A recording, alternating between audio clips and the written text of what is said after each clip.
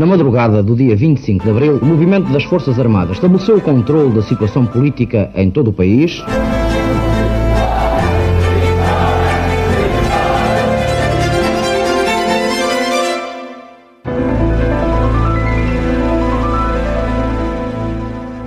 Olá, bem-vindos a mais um episódio de A História Repete-se, com Margarida de Magalhães Ramalho. Olá, Margarida. Olá, Lourenço. E comigo, Lourenço Pereira Coutinho.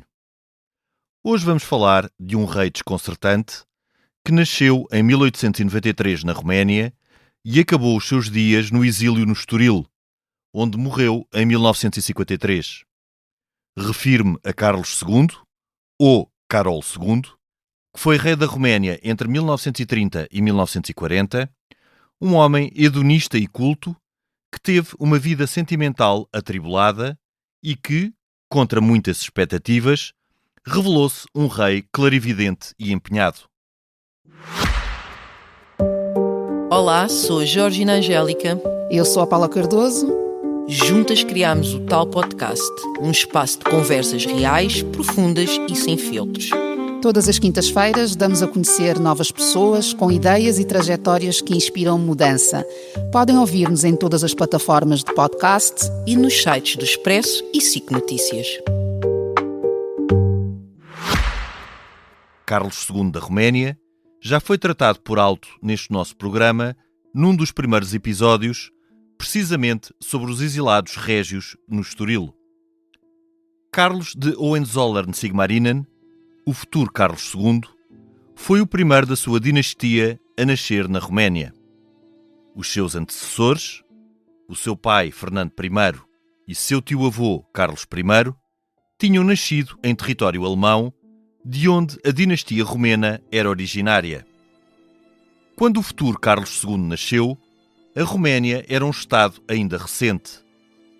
Após a Guerra da Crimeia, em 1859, os principados da Valáquia e Moldávia, que eram disputados por otomanos, russos e austríacos, por via da Hungria, tornaram-se autónomos sob liderança de um nobre local, Alexandru Ioan Cuza.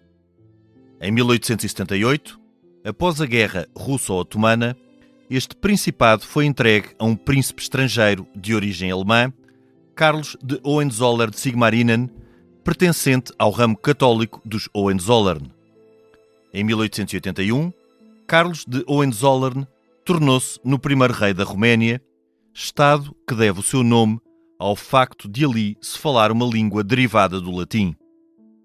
Nas décadas seguintes, a Roménia teve de gerir a relação com a Rússia e os impérios da Alemanha e da Áustria-Hungria e também com a Bulgária e a Sérvia, os outros estados que beneficiaram da rivalidade entre otomanos, russos e austro-húngaros para se tornarem independentes.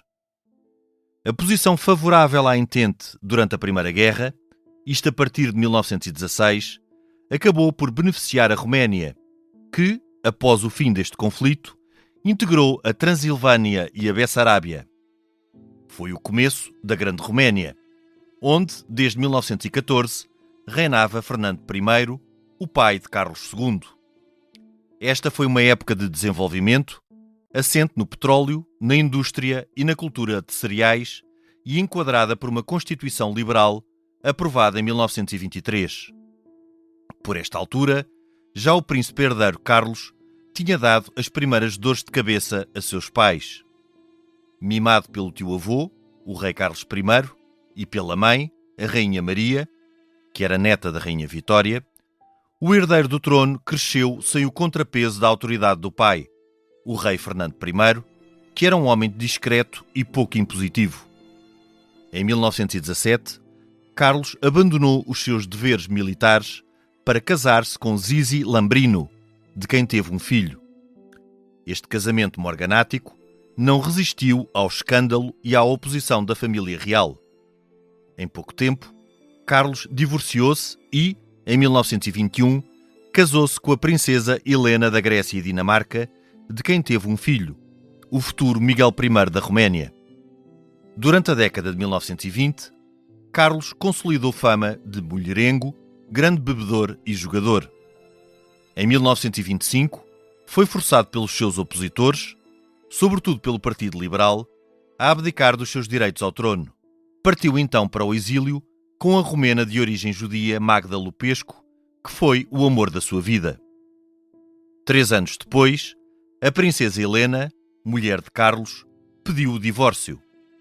Assim, quando o rei Fernando I morreu em 1927, a chefia do Estado foi assumida por uma regência em nome do filho de Carlos, Miguel I, que então tinha 4 anos de idade.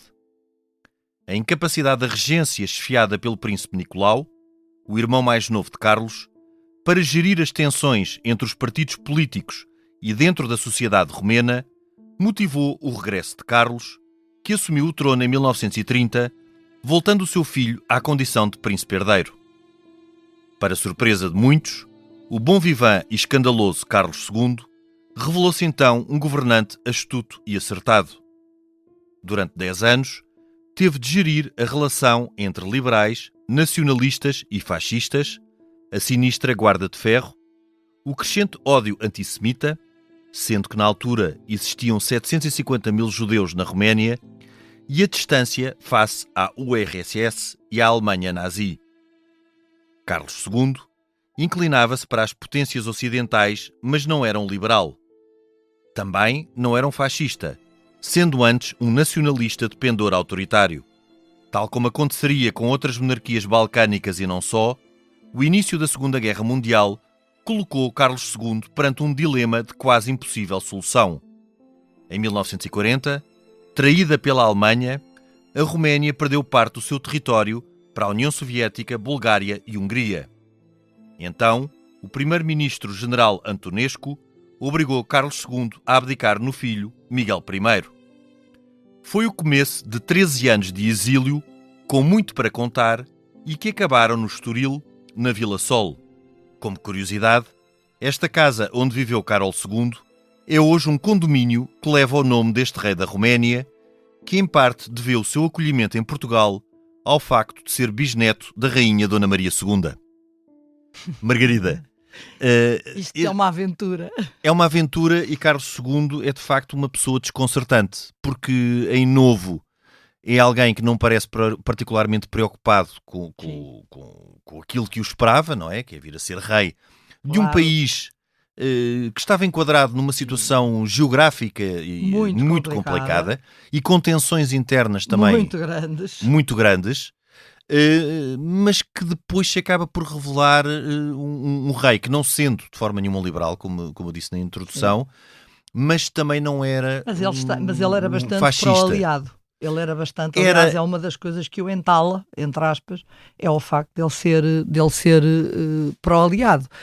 E, de alguma forma, quando a França cai, ele percebe que não tem hipótese nenhuma. Portanto, aí foi pragmático, como uma série de outros governantes daquela zona. Claro.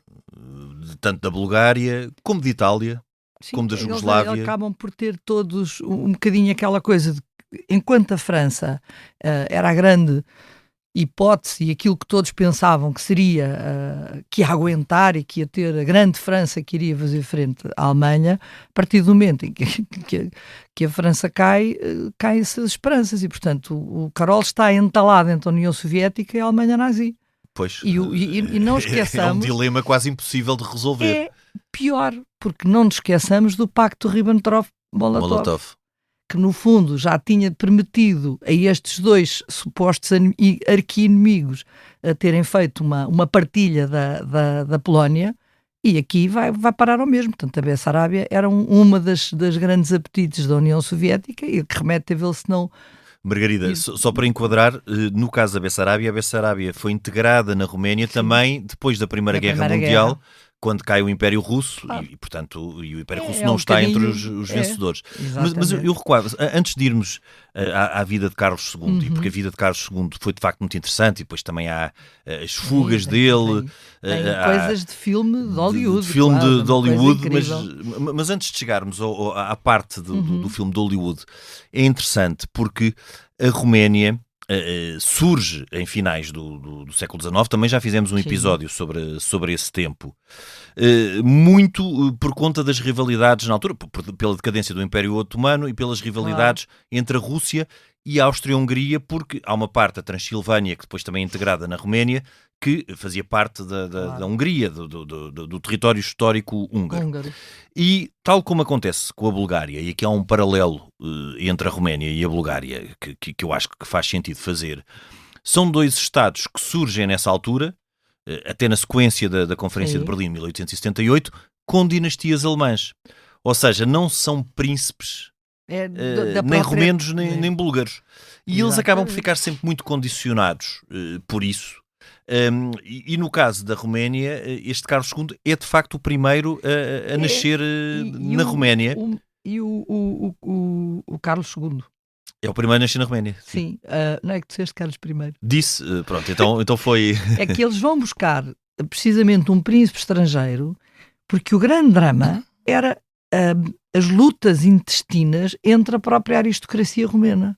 Sim. E o que leva, inclusivamente, a que na tal Constituição, primeira Constituição que é assinada pelo Carlos I, que era irmão da rainha Dona Estefânia, não nos podemos esquecer que há sempre aqui uma ligação a Portugal, também engraçada. É o ramo católico dos Hohenzollern. Exatamente.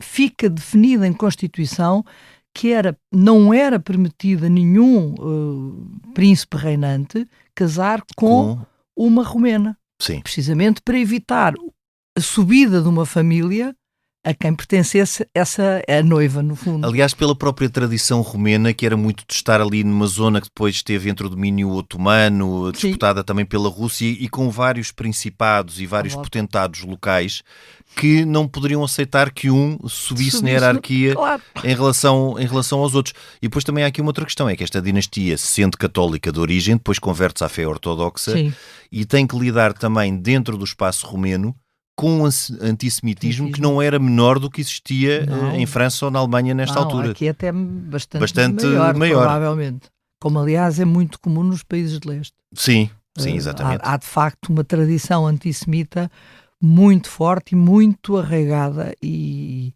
mais até do que depois, do que em França, que também houve, e também era, mas não é nada comparável, eu acho. E a relação entre estes Estados, que é uma relação também muito difícil, destes Estados que surgem nesta altura na zona balcânica. Aliás, os problemas balcânicos mantiveram-se até infelizmente, até muito tarde. Mas, sobretudo, porque também há uma reclamação da Bulgária em construir uma grande Bulgária, e da Roménia também, que tem pretensões a zonas, por exemplo, algumas retiradas ao espaço russo, outras retiradas ao espaço húngaro, a atual Moldávia, não é? Que também depois é integrada nesta grande Roménia, mas tem também de gerir esta oposição com todos estes Estados e com as guerras balcânicas que antecedem a Primeira Guerra. Agora, a aposta da Roménia pelo lado dos aliados, da Entente, ou seja, de Inglaterra, da Grã-Bretanha, do Reino Unido, Reino Unido, mas Inglaterra por simplificação, e a França na Primeira Guerra Mundial, revela-se acertada porque projeta a Roménia para uma década de 20 e de 30, que são as grandes décadas deste Estado. Exatamente. E já com o pai, e aqui já chegando muito perto de Carlos II, já com o pai, com este Fernando I, que, pelo que eu percebi, e até recorrendo a esta biógrafa francesa de Carlos II, Lili Marcoux. Exatamente, que era um pai pouco impositivo, não é? Que tinha um feitio discreto, pelo menos. Era um homem discreto. Tudo leva a crer que ele era um homem discreto. Esse também é interessante fixarmos que ele era filho de uma princesa portuguesa, a infanta Maria Antónia, casada com Leopoldo de Hohenzollern.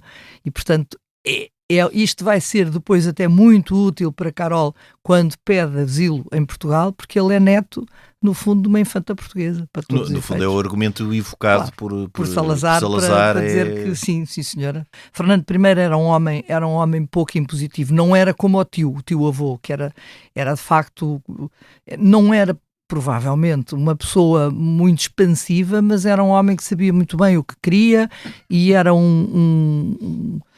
frio, eventualmente, segundo esta Lili Marcoux. Ele era um homem até que estaria um bocadinho em rota de colisão com a sua própria mulher, porque ela era uma sonhadora e uma mulher com uma série de outras coisas, e este não, era altamente pragmático.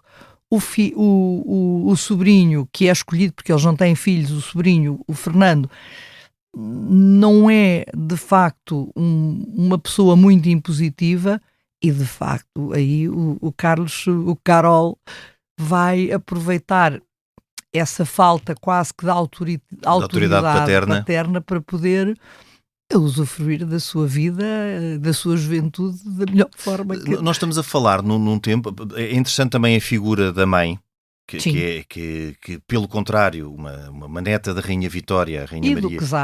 E do Czar, portanto, e também do Czar Nicolau II, parentes próximos, tanto da Casa Real Russa e britânica, mas uma mãe que, pelos vistos, também tinha uma vida bastante mais arejada. E esta é uma época interessante sob este ponto de vista até da história das mentalidades, e quando falamos em casas reais, é o princípio de herdeiros do trono que tomam a opção de casar por amor. Enquanto alguns continuavam a levar vidas completamente fechadas, como por exemplo o Eduardo VII, que o faz durante toda a vida, mas estou-me a lembrar do filho dos imperadores austríacos, do Francisco José de Assisi, o arquiduque Rodolfo, que também abdica do trono por amor. Depois, mais tarde, na década de 30, isso acontecerá com o herdeiro espanhol, com o filho mais velho de Afonso XIII, e também com o Eduardo VIII, não é? Que abdica do trono por Wallis Simpson. Aqui, neste caso, em Portugal, isso também existiu com o irmão do rei Dom Carlos, o infante Dom Afonso, que também faz um casamento que não é aprovado pelo tio Dom Manuel II. E enquadrando no que foi a mentalidade da época, à época, estas eram situações que tinham um real peso político. Claro. Ainda para mais no caso romeno, porque a Constituição impedia mesmo que ele se casasse com uma romena. E desde logo há um momento que nos pode deixar estupefactos a quem lê a biografia dele, que é, depois de 1916, a Roménia alinha com as potências ocidentais, portanto com o Reino Unido e com a França, contra as potências dos impérios centrais, contra a Áustria-Hungria e a Alemanha e o Império Otomano, e o príncipe Carlos, herdeiro do trono, está a prestar serviço militar e resolve sair e tirar auto-conceder-se uma licença ilimitada para um casamento que depois também se veio a revelar mais um capricho do que Não era bem um capricho, ele provavelmente até estaria apaixonado pela Zizi Lambrino. Ela era filha de um grande general romeno. O problema todo é que ela era romena e, portanto, não podia casar com ela.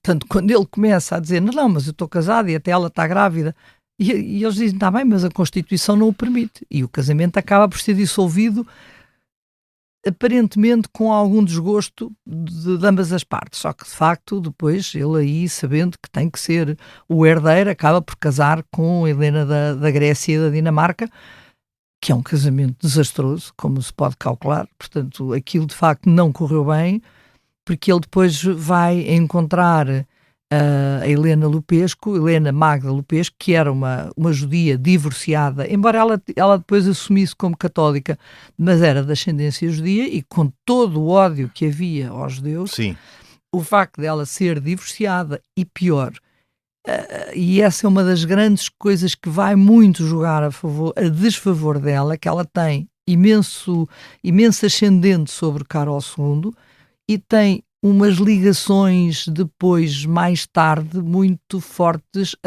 à própria União Soviética. E, portanto, de alguma maneira, ela é considerada um alvo a bater. Um alvo a bater. Pois, ela no fundo reunia 3 condições para ser uma persona não grata. O facto de ser romena.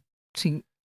Desde logo ia contra a Constituição, o facto de ser judia e o facto de ser divorciada. Pois, portanto, para a família real, quando sabe, para os pais, Fernando e Maria, quando sabem deste caso... Até porque ele era casado, nesta altura já ele era casado. Sim. E daí para afastá-los de alguma forma, ele é enviado, Carol II é enviado em 1925 para os funerais como representante da Roménia nos funerais da Rainha Alexandra. E ele, de facto, vai e representa muito bem, só que a seguir vai para Paris ter com a Helena Lupescu e daí vão os dois calmamente passear para Milão. É nessa altura que o primeiro-ministro consegue convencer o rei a obrigar a criar um documento que é levado em mão ao Carlos II, que o obriga a abdicar no filho e a ficar no exílio. Mas ele não fica. Pois, e não era de facto caso único na altura, porque nesta altura Afonso XIII, por exemplo, estou-me só a lembrar de Afonso XIII para não ir mais longe, Jorge V, não, estou-me a lembrar dos reis da época, pelo menos aqueles os mais. Jorge V não seria tanto, nem era tão. Não era enfim, tão não tinha óbvio. uma vida, Sim. nem tinha uma vida tão agitada como teve o seu pai Eduardo VII, mas sobretudo Era Afonso normal, XIII. claro. Teve uma vida sentimental muito agitada. Era normal. Ele vivia sim. praticamente separado da rainha Vitória Eugénia. Sim. Aliás, até há pouco tempo Passou passou uma série na RTP2 uma bastante série, engraçada essa Ema, série. que se chamava É. Ema, sobre a vida e as desventuras da rainha Vitória Eugénia. O problema aqui era exatamente a influência Claro. que ela tinha Que sobre ela ele. tinha um ascendente enorme sobre ele. O que é interessante é que ele nunca perde o contacto com a Roménia e tem sempre gente que lhe está a dar informações, mesmo no exílio. E quando ele se apercebe que a determinada altura até o exército está, portanto já depois da morte do pai, e que o irmão não está a conseguir dar conta do recado, e quando ele se apercebe que vai ter o apoio não só da parte militar, como vai ter o apoio do partido camponês, ele faz uma coisa extraordinária, mete-se num avião a guiá-lo, atenção, porque ele é um desportista também, e atravessa os Cárpatos de noite, no meio de uma temporal, e aterra sem ninguém estar à espera em Bucareste. Bom, atenção, e com os poucos instrumentos que eles tinham na altura, não é? Não é o mesmo que hoje em dia atravessar de noite. Exatamente. Portanto, aquilo é logo considerado um ato aventuroso, de ousadia, e é recebido em delírio pela população. Depois a situação vai-se começar a deteriorar, porque ele, a partir de certa altura, acaba por não consegue ter mão, sobretudo com a subida rápida da Guarda de Ferro, que era muito influenciada pelos nazis, e chega à conclusão, um bocadinho, se quiseres um paralelo com um bocadinho aquilo que acontece, não exatamente, mas que acontece com o rei Dom Carlos em Lisboa, quando as coisas estão de tal maneira incontroláveis que entra de facto numa ditadura. Sim. E começa Sim, mas a década de 30 é dramática, não só em todo lado, Claro. mas aqui falando do caso concreto da Roménia, porque de facto, tal como procurei identificar na introdução, há esta grande tensão interna, sobretudo entre três partidos, porque muitas vezes nós hoje em dia, quando usamos o termo fascismo em sentido lato, não nos apercebemos que nesta década de 30, em que o fascismo evoluiu Sim. em Itália e noutros países, como por exemplo no caso romeno, a Guarda de Ferro era claramente fascista porque era um partido paramilitar. Era partido político e tinha uma força paramilitar. Que há uma diferença, não só por um lado dos liberais, que também não gostavam de Carlos II, não é? O Partido Liberal não tinha um especial apreço por ele, mas depois... O que era recíproco, mas porque Carlos II era, parece-me, pelo que eu li e pesquisei, não só da personalidade dele, como das opiniões políticas dele, era um nacionalista autoritário. Sim. Mas entre o nacionalismo autoritário e o fascismo vai uma diferença muito grande.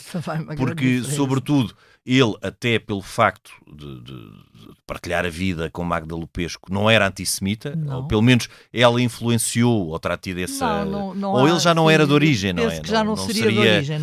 Mas pelo menos nele não há essa componente antissemita, e apesar de ser alguém que, até com alguma vaidade, gostava do aparato militar e dos desfiles militares e dos uniformes militares e das condecorações, não gostava de milícias fora da hierarquia militar que pudessem... Que esse era o verdadeiro problema das forças paramilitares. O grande problema é porque esta Guarda de Ferro estava de dia para dia a ter uma atitude um bocadinho à semelhança das camisas castanhas na Alemanha, a ter uma ascendência muito grande dentro das próprias cidades, e de alguma forma também esta ideia dele criar uma espécie de acabar com a Constituição e entrar num regime altamente autoritário era para tentar travar até eles. a Guarda de Porque Ferro. há aqui... Eu não diria que, porque não quero muito fazer um paralelo com a atualidade e às vezes há uma tentação de o fazermos. E nós estamos a olhar para a história, não estamos, e às vezes podemos viajar um bocadinho para a atualidade, mas mesmo para a época, há uma tentativa de uma ligação direta ao povo, aliás, até por um partido de que o rei é próximo, que é o tal Partido Nacionalista Camponês. Há uma tentativa de uma ligação direta ao povo que pode pronunciar algum laivo de caudilhismo ou de populismo, não sendo isto misturável com o que é a ideologia fascista. Ou seja, às vezes estas diferenças são mais subtis e nós acabamos por as engrupar todas dentro do mesmo saco. Dentro do mesmo saco e, apesar de serem, obviamente, um discurso e do rei ter um discurso nacionalista, portanto que se pode enquadrar num espaço autoritário, mas opunha-se à Guarda de Ferro. De facto, e a Guarda de Ferro foi inimiga do rei. Completamente. E até se chegar ao ponto de que em 1940... E tinhas o problema da Lupesco, porque a Lupesco, a certa altura, ela não pode voltar à Roménia, mas volta clandestinamente. E a certa altura ela já está quase que na corte. E isso a população também não vai aceitar. Pois. E aí é que é o problema. E esse é um problema grande que o leva, de facto, a partir de 1938, e como deste já o exemplo do que se passou com o rei Dom Carlos em 1906, 1907, que é quando começa a ditadura de João Franco, em verdade por um governo sem parlamento e numa relação direta com o povo e com as Forças Armadas. E com as Forças Armadas. Portanto, uma força paramilitar, um partido paramilitar não se enquadrava nesta... O Carol faz um outro... Hoje em dia poderemos dizer um erro, mas na altura ele vai buscar um militar de renome e de grande prestígio, o Antonesco. Só que o Antonesco vai ser o traidor. Vai ser o seu carrasco. Vai ser o seu carrasco. Porque é precisamente... O próprio Antonesco, a partir de certa altura, já está com a Guarda de Ferro, já está, de alguma forma, a pescar o olho à Alemanha nazi e obriga o Carol a abdicar. Porque isto muitas vezes, às vezes até, quando um político toma sempre, como qualquer um de nós, toma sempre uma atitude, uma decisão com os dados que tem. Claro. E se em 38... poderia fazer sentido, até com o que se estava a passar, a anexação da Áustria, a anexação dos Sudetas, ou seja, aquele avanço todo da Alemanha nazi, o rei, de certa forma, suspender a Constituição e tomar a direção do Estado para manter o controle sobre o exército. Se isso ali até se pode compreender, as coisas mudaram, como já disseste, completamente a partir de 1940. Portanto, com a invasão e a queda da França. Com a invasão e a queda da França, as coisas mudam e portanto, um general Antonesco sente-se à vontade para se aproximar da Guarda de Ferro e para mostrar toda a sua simpatia pela Guarda de Ferro e para forçar o rei a abdicar e para, no fundo, substituí-lo pelo filho, que é uma coisa também dramática, que não é o único, não foi o caso único. Não é o único, sim. Nesta altura, por exemplo, eu estou-me a lembrar de Vitório Emanuel III também acaba por fazer isso já no fim da guerra a favor de Humberto II, que também dura muito pouco tempo. E são sempre soluções que não são duráveis. Na Bulgária, com o rei Boris III e depois com o seu filho Simeão, acontece exatamente o mesmo. Não podem ser, não podem até porque o rei Miguel I era um miúdo, tinha 18 anos ou 19, e é completamente manipulado pelo Antonesco. Portanto, ele é uma espécie de um fantoche, ele está ali a fazer mestre de cerimónia. Pois, a dar alguma respeitabilidade a um regime que no fundo era pró-fascista. Não tinha nada que saber. E a partir do momento em que de facto a Alemanha está a ocupar praticamente a Europa inteira, naquela altura... não acho que praticamente ninguém acreditava que a Inglaterra conseguiria alguma vez fazer frente. Porque acharam que a Alemanha iria de facto ganhar a guerra e, portanto, melhor era estar do lado dos Em 1940, claramente, não é? Claro. 1940, claramente. Isso a percepção só começa a mudar a partir de 42, 43. 43 até. Sobretudo depois da invasão da Rússia, quando aquilo começa-lhe a correr mal. Claro, até aí, Stalingrado. Até aí era mais ou menos previsível, ou achava-se que era previsível, que a Alemanha tinha um poder imparável. Margarida, e agora temos a parte talvez Mais divertida. mais divertida e de mais aventura, que é a vida deste rei destornado, Sim. não é? Ou que teve que abdicar no Outro filho. O que também é sempre um drama familiar. Claro. Não é? A relação entre eles Foi sempre má. foi sempre má, mas aí também Claro. percebe-se o filho, não é? Porque vê o pai sair de casa e a mãe e o pai acabam por ter um casamento Um casamento falhado. falhado. A mãe provavelmente também terá feito a cabeça do filho e de alguma forma o filho, ao sentir-se empurrado para um trono que no fundo também não o deixam ser rei porque está ali e ele está a ter consciência disso, eu acho que ele nunca lhe perdoa. Tanto quando os restos mortais do Carol regressam à Roménia, já nos anos 80, se não me engano, ele nem sequer está presente. Pois, porque no fundo acabou por ser um joguete. O filho também acabou por ser um joguete nas mãos de todos estes interesses. E acabou ele próprio por ficar conotado com um regime pró-fascista, sendo que ele, à época, teria essas... Foi conivente, foi obviamente conivente, não há colaboracionista. Se bem que da pesquisa que eu fiz não tinha muita alternativa, eram miúdos, mas também não desculpabilizando nem culpabilizando, que eu acho que não é. Também não vale a pena. Também não vale a pena. Mas ele foi de facto colaboracionista, o que obviamente o estigmatizou para a vida. Sempre. Mas da pesquisa que eu fiz sobre Miguel I, a ideia que eu fiquei é que na Roménia, pelo menos em determinados setores, ele teve algum prestígio e alguma aceitação, sobretudo depois da queda de Ceausescu, Claro. até por várias obras sociais que apoiou e por várias iniciativas que... O que este Carlos II, justiça lhe seja feita com esta vida toda turbulenta, ele também apostou seriamente na educação. Ele dizia muito que na na reformulação Roménia... da parte militar, nas reformas do ensino. Ele tenta modernizar e apostar na modernização da Roménia e pô-la um bocadinho ao nível dos outros países ocidentais. Aliás, hoje em dia, a Roménia tem uma visão do rei Carol muito diferente do que tinha aqui há 20 ou 30 anos. Isso também é uma coisa curiosa, quer dizer, de facto o tempo tem essa vantagem da gente poder olhar para as coisas também de uma forma já mais desapaixonada. A distância retira a parte emotiva e deixa-nos olhar para o passado com maior racionalidade. Mas esta parte aventurosa que é de facto digna de um filme ou de uma série da Netflix... Carol II sai da Roménia, depois abdica e é obrigado a sair da Roménia, num contexto em que deixa a Roménia nesta situação em 1940, com praticamente a Europa e o mundo a pensar que a Alemanha nazi iria vencer a Segunda Guerra. Ele vai para a Suíça, que é neutra, depois também circula...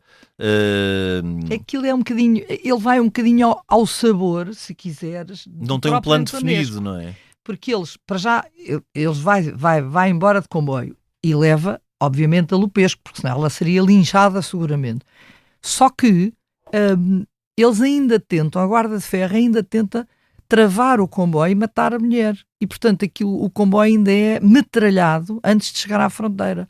Ele ainda passa na Suíça e essa parte não é muito bem explicada, até no livro, porque eu acho que o objetivo dele mesmo era vir para Portugal. Já na altura. Pelo que se percebe, até pela documentação que está na Torre do Tombo, percebe-se que ele, de alguma forma, quis praticamente desde o início vir para Portugal. E, portanto, a certa altura tem autorização para seguir para a Espanha. Só que vai parar a um dos aliados de alguma maneira, embora não sendo um aliado... Sim, mas o Franco nessa altura queria agradar a Hitler, claro. Tinha que lhe agradar porque devia-lhe a vitória. E Portugal era verdadeiramente um regime nacionalista autoritário com o qual ele eventualmente até se sentiria, além de ser um país neutral, com que ele eventualmente... Mas onde ele estaria a salvo. Exatamente, porque era a diferença. E ele eu em acho Espanha que... não estava a salvo dos alemães. E Salazar também queria vincar essa diferença para o regime espanhol e para Franco. Sim. Dá-me ideia de uma autonomia em relação aos alemães que Franco não teria. E o que é interessante é que, de facto, há o ex-ministro romeno ainda vai a Barcelona visitar o rei, que está instalado em péssimas condições, e depois eles há de facto uma grande revolta com isso, e eles acabam por deixá-lo ir para Sevilha, então instalado num bom hotel, no Andaluzia, e é a partir do Andaluzia que tudo começa-se a preparar. Com o apoio do Stanislau, qualquer coisa, agora não me consigo lembrar do nome, que é daqueles nomes cheios de consoantes, que era um agente polaco que está ao serviço do Samuel Hoare, do ministro inglês em Madrid, e que vai ajudá-lo, da mesma maneira que o irmão do compositor Jolie Braga Santos também vai estar metido nisto, e o chefe de gabinete do nosso Presidente da República, Óscar Carmona. Sim. E essa fuga dele de Sevilha é uma coisa espantosa. Aquilo é tudo preparado com tempo, em que a mulher do Jolie, do Augusto Jolie, vai várias vezes a Sevilha para vir com as peles, com as joias, porque vem com este Stanislau, que é diplomata, ou tem um passaporte diplomata, portanto o carro não é revistado, e vai passando as coisas mais importantes para Lisboa. E por outro lado, o rei era um bom desportista e adorava andar depressa. E os espanhóis percebem que não o conseguem acompanhar. Portanto, os agentes da Securitat que estão encarregues de o vigiar, porque a ideia, tanto do regime romeno, do general Antonesco, como de Hitler, como depois de Franco, que queria fazer ali agradar a Hitler, era manter sob vigilância o Rei Carol, que também tinha outras portas fechadas, também é verdade, porque ele até decepcionou-se com o Reino Unido, porque pensava que poderia ter exílio no Reino Unido, e o Reino Unido também não lhe deu. França também era impossível na altura, porque estava ocupada, e é fantástica essa forma como ele despista verdadeiramente a Securitat. Faz estes passeios, e os outros ou a Seguridade, que ele volta para trás sempre, e portanto a certa altura já não se ralam se ele acelera e que lhe perca o rastro, até que há um dia que ele de facto não só muda o trajeto que tinha dito, vai para o pé de Olivença, já lá tem um chofer português que vai pegar no carro. Entretanto ele é levado por um homem muito curioso, que é o Carlos Reynolds, que era o dono da Quinta do Carmo em Estremoz, que era um homem que já estava era uma família produtora de cortiça que veio para cá no meados do século XIX e vinho depois, sim. E que era o grande propagandista da causa aliada no Alentejo, e que estava já muito a trocar, tinha já entre aspas, um negócio com os guardas espanhóis da fronteira, quando havia ou pilotos que caíam do lado espanhol ou refugiados que eram precisos passar, telefonavam-lhe e diziam: temos aqui uma encomenda para si. Dizia-lhe o Reynolds, então, e o que é que vale essa encomenda? Se fosse um cafezinho. E ele trocava sacos de café, ou o que fosse, daquilo que eles pediam, por estas pessoas. Desta vez, não vai à fronteira. Eles metem o Rei Carol e a Lupesco dentro de um break, de uma carroça, chamemos-lhe assim, e na parte de trás tiram os bancos e metem umas mantas e umas palhas em cima, e atravessam a Guadiana ao fim da tarde. Portanto, eles conseguem entrar logo numa propriedade portuguesa, dali são levados para a Quinta do Carmo, onde jantam e penso que pernoitam, e vêm para Lisboa, ficando em casa do dito Jolie. Isto deu direito a um escândalo desgraçado, com a Espanha a refilar, com a Alemanha a refilar, com a Itália a refilar. E com o governo português a dizer como era bisneto da Rainha Dona Maria II, tem direito a... Desde que ele não entre que ele não, no fundo não fale de política, deixa-o estar. Mas a sua ideia depois, ele ainda vai para a América, não é? Está no México e no Brasil. Vai para Cuba, México e Brasil. E, portanto, anda assim um bocadinho... mas ele só sai daqui... Sem norte, não é? Ele só sai daqui. Também não se percebe muito bem porque é que ele se vai embora em 44. Porque é que ele se vai embora, não é? Não sei, não faço ideia. Mas ele vai-se embora só em 44 e depois fica... Margarida, só aqui um parênteses, porque em 44 já estamos numa fase da guerra muito diferente, em que ele, se ficasse em Portugal, muito provavelmente já poderia estar a pensar em regressar à Roménia, porque a situação alterou-se profundamente, não é? Não sei, nunca me debrucei sobre essa parte, mas que não deixa de ser porque é intrigante, não é? Anda ali por Cuba, também não gosta de estar em Cuba nem no México, e acaba no Brasil, no Rio.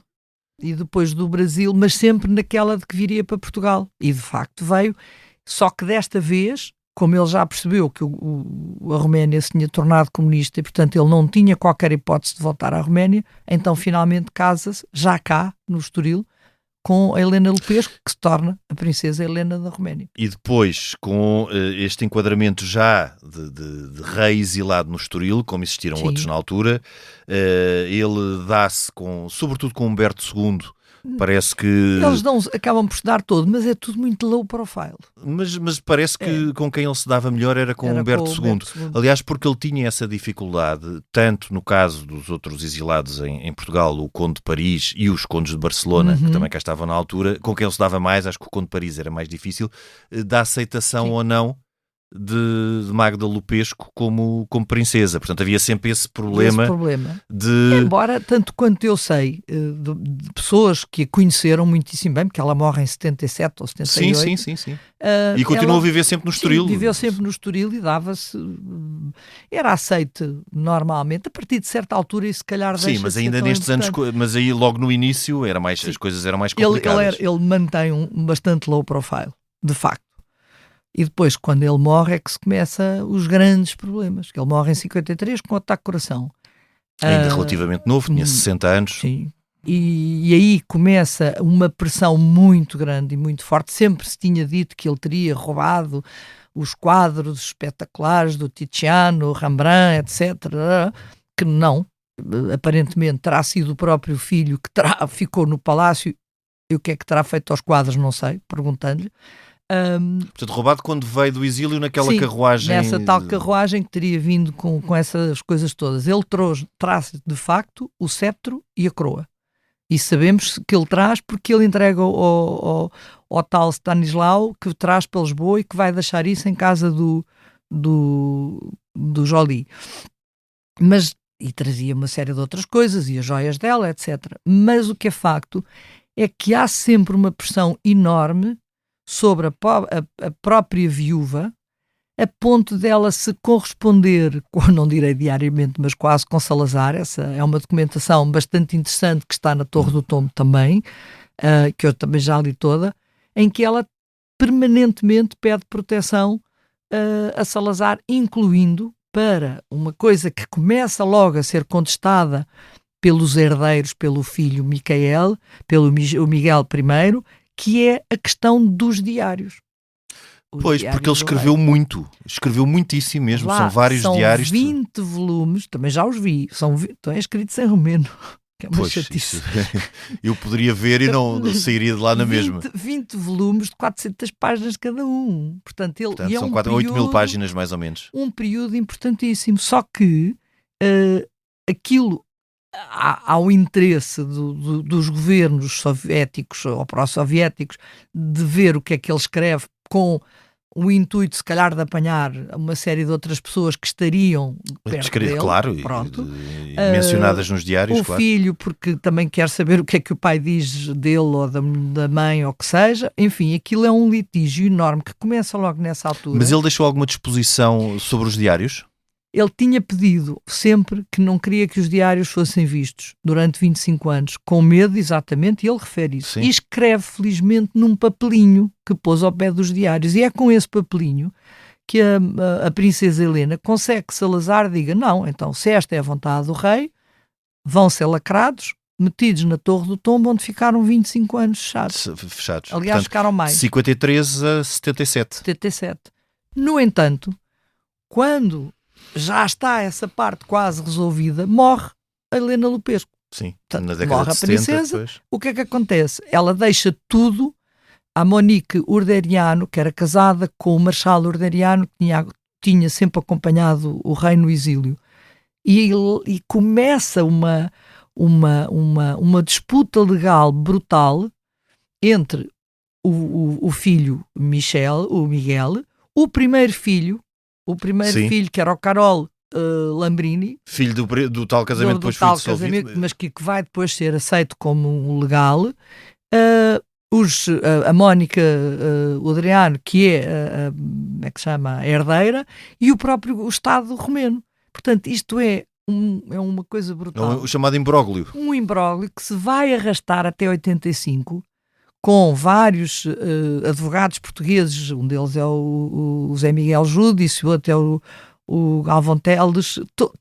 Aquilo é uma confusão até que finalmente sai a sentença em 85, em que são dados os diários de facto à Monique, ela fica com os diários, mas tem que autorizar o governo romeno a digitalizar, não, que na altura não havia, a microfilmar. Ou a fotocopiar. E numa altura em que Ceausescu ainda não tinha caído, porque a queda de Ceausescu é de 89. Pronto. Portanto, isto é 85 e nem em plena regime de Ceausescu na Roménia. Portanto, é esta parte depois que é um outro imbróglio que ali está, até finalmente os diários passarem por vontade da dita Monique para a Academia de História. Eu diria que poderiam até ter ficado com mais tempo, como acontece às vezes com outros arquivos, em lugar de serem 25 anos, sem possibilidade de consulta, serem 50, que é o normal, claro, nestes casos. Estou-me a lembrar, por exemplo, do arquivo Marcelo Caetano, que são 50 anos.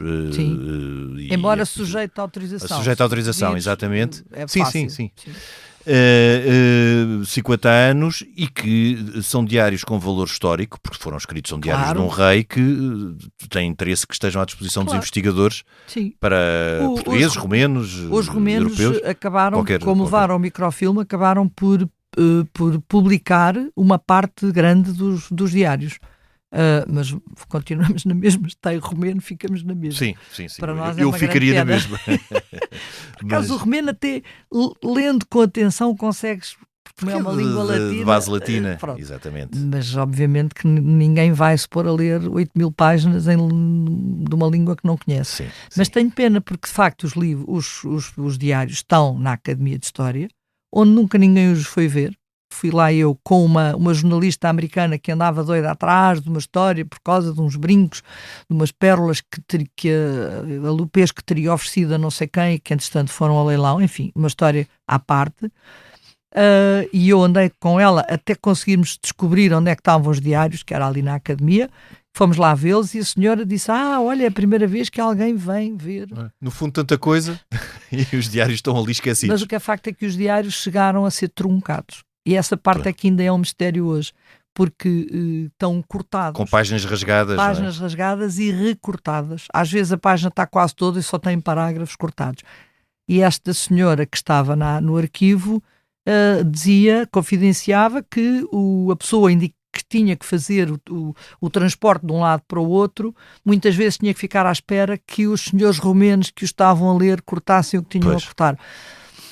Quem é que mandou cortar? Não sei. Muito provavelmente terá sido a própria Monique. Não faz muito sentido, embora nós sabemos, pela documentação, que na abertura dos diários e a leitura dos diários foi feita tanto por romenos como por ela. Portanto, olha, falta saber. É um mistério que fica. É um mistério. E fica também um pouco da vida do que foi este rei. Esta vida aventurosa. Esta vida aventurosa de alguém desconcertante que na sua juventude e início da idade adulta deu muitas dores de cabeça aos seus pais, mas que nos 30 anos em que reinou sob num contexto muito difícil e onde tinha que se andar ali num fino gelo a tentar equilibrar as tensões internas e o contexto internacional, acabou por ser um dos reis da chamada Grande Roménia.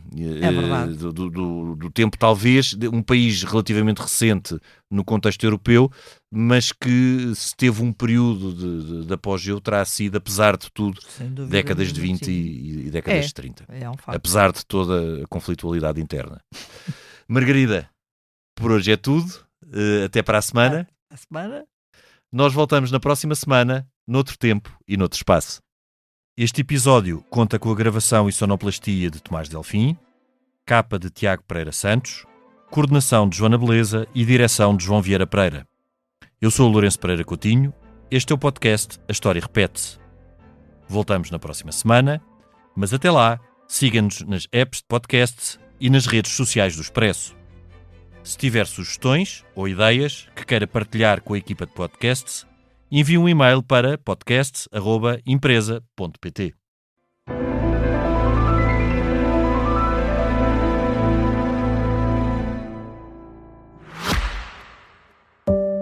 Olá, sou a Georgina Angélica. Eu sou a Paula Cardoso. Juntas criámos o Tal Podcast, um espaço de conversas reais, profundas e sem filtros. Todas as quintas-feiras damos a conhecer novas pessoas com ideias e trajetórias que inspiram mudança. Podem ouvir-nos em todas as plataformas de podcast e nos sites do Expresso e SIC Notícias.